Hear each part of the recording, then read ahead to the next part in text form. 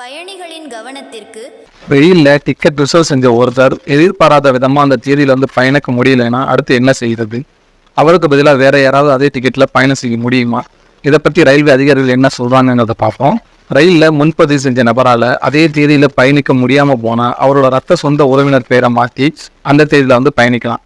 அதாவது ரிசர்வேஷன் செஞ்ச நபரோட டிக்கெட்டில் பேரை மாற்றி அம்மா, அப்பா, தங்கை, தம்பி, அண்ணன், அக்காள், மனைவி, குழந்தை இந்த மாதிரி ரத்த சொந்த உறவினர் யாராவது ஒருத்தரை வந்து போக வைக்க முடியும். அதுக்கு அன்னைய தேதிக்கு பயணம் செய்கிறதுக்கு 24 மணி நேரத்துக்கு முன்னாடி டிக்கெட் முன்பதிவு செஞ்ச நபர் அந்த டிக்கெட்டோட ஏன் வந்து பயணம் வந்து செய்ய முடியலங்கிற காரணத்தை கடிதம் மூலமாக தெரிவிக்கணும். இதுக்கு சம்மந்தப்பட்ட நபரோட ஆதார் கார்டு நகலையும் வந்து கொடுக்கணும். தனக்கு பதிலாக பயணிப்பவர் தனக்கு எந்த வகையான ரத்த சொந்தம் அப்படிங்கிறதையோ அந்த அனுமதி கடிதத்தில் வந்து எழுதியிருக்கணும். உறவினர் அப்படிங்கிறதுக்கான அடையாள அட்டையோட ஜெராக்ஸ் காப்பி இதெல்லாம் வந்து கொடுக்கணும். அதாவது குடும்ப அட்டை, வாக்காளர் அடையாள அட்டை, பாஸ்போர்ட், ஓட்டுநர் உரிமம் இந்த மாதிரி ஆவணங்களை வந்து கொடுக்கலாம்.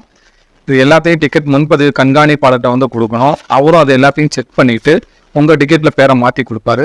ஒருவேளை பள்ளி அல்லது கல்லூரி மாணவர்கள் குழுவாக பயணம் செய்கிறது வந்து ரிசர்வ் செஞ்சு கடைசி நேரத்தில் பயணம் செய்ய முடியலைன்னா 48 மணி நேரத்துக்கு முன்னாடி கான்டாக்ட் பண்ணி அவங்க தங்களோட பயண டிக்கெட்டை சக மாணவருக்கு வந்து மாற்றி கொடுக்க முடியும்.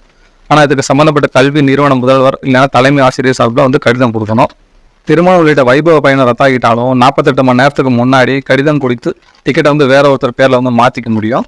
இப்படி டிக்கெட்டில் பேரை மாற்றி செய்கிறதுக்கு வந்து எந்த கட்டணமும் வந்து கிடையாது. ரயில் நிலையங்களில் இருக்க ரிசர்வேஷன் சென்டரில் மட்டும்தான் இப்படி வந்து பேர் மாற்ற கோரிக்கையை வந்து ஏற்றுக்குவாங்க.